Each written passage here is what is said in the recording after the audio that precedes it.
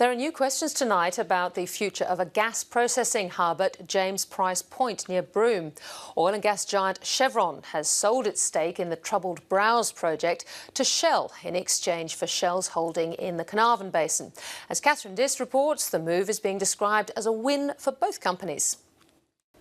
Under the deal, Chevron will swap its massive share in the $40 billion Browse LNG project for Shell's stake in the Carnarvon gas fields off the northwest coast. That move boosts Shell's share in the Browse Basin to almost 30%, and it gives Chevron a 100% stake in gas fields near its Wheatstone project. The swap, observers say, makes good sense. It is a win-win for both sides. It lets Chevron focus on its own assets further south, and it lets Shell get a bigger position in a project it quite likes. The sale makes Shell the second largest shareholder in the Browse development. And while the biggest shareholder, Woodside Petroleum, wants Browse gas processed at James Price Point, analysts say Shell and three other partners in the project are divided on the issue.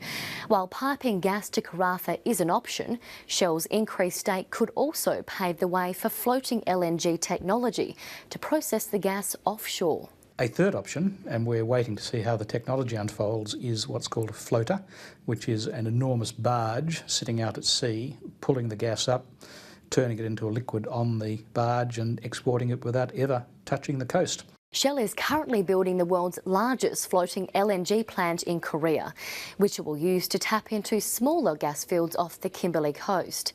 The company says it's cheaper and more environmentally friendly than onshore processing. The deal between Chevron and Shell still needs federal government approval.